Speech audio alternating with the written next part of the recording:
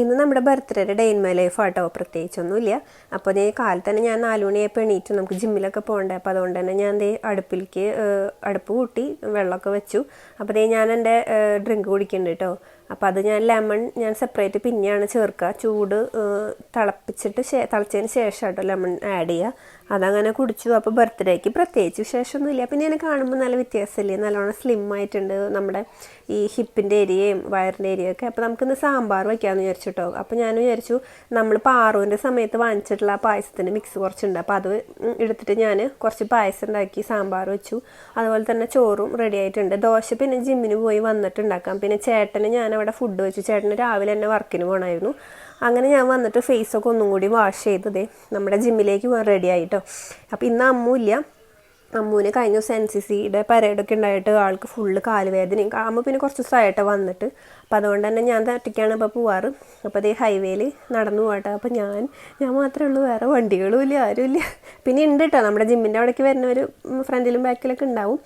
അങ്ങനെ വന്ന് ഞാൻ കുറച്ച് വാമപ്പ് എക്സസൈസ് കഴിഞ്ഞു, കുറച്ച് കാർഡിയോ എക്സസൈസ് ഒക്കെ ചെയ്തു. ഇന്ന് നമുക്ക് കോർ വർക്കൗട്ടാണ്. അപ്പോൾ അതുകൊണ്ട് തന്നെ ടീമായിട്ടാണ് ഒരുമിച്ച് ചെയ്യുക കേട്ടോ. അപ്പോൾ അത് ഞാൻ പിന്നെ എടുക്കാഞ്ഞേ. അങ്ങനെ അത് വന്നപ്പോൾ തന്നെ എന്നെ കാത്ത് എന്നും ടിപ്പ് ഉണ്ടാവും കേട്ടോ. ഞാൻ ഗേറ്റ് തുറക്കണ സൗണ്ട് കേൾക്കുമ്പോൾ തന്നെ. പിന്നെ വന്നതിന് ശേഷം ഡ്രസ്സ് മാറി കുളിക്കാനൊന്നും പറ്റിയില്ല, കാരണം പിള്ളേർക്കൊക്കെ ഭക്ഷണം കൊടുക്കണമല്ലോ. അപ്പോൾ ഞങ്ങളിതേ ദോശ ഉണ്ടാക്കി. അപ്പോൾ ഇന്ന് ഞാൻ ദോശ കഴിക്കട്ടെ. അപ്പോൾ ചേട്ടൻ്റെ പിറന്നാൾ വിഷസാണ് കണ്ടത് നിങ്ങൾ. ആളെ എനിക്ക് വന്നിട്ട് അപ്പോഴാട്ടോ.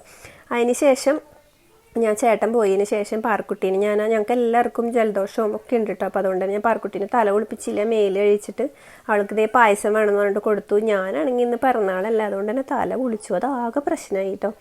അങ്ങനെ ഞാൻ നമ്മുടെ മോയ്സ്ചറൈസർ ഇട്ടു. അതിന് ശേഷം നമ്മുടെ സൺസ്ക്രീൻ സ്കിൻ കെയർ ഒക്കെ ചെയ്തു, നിലാസെർബ്സിൻ്റെ ആട്ടോ. പിന്നെ ഞാൻ ഒരു കുറിയും കൂടി അങ്ങോട്ട് തൊട്ടു. അതിന് ശേഷം ഉച്ചക്കലത്തെ ഫുഡാണ് കേട്ടോ. കുറേയധികം വെജിറ്റബിൾസും പിന്നെ നമ്മുടെ മുരിങ്ങയില പരിപ്പ് തോരൻ, സാമ്പാർ. പിന്നെ ഇത് ഞാൻ വീട്ടിലുണ്ടാക്കിയിട്ടുള്ള ഗ്രീക്ക് യോഗേർട്ട് കേട്ടോ.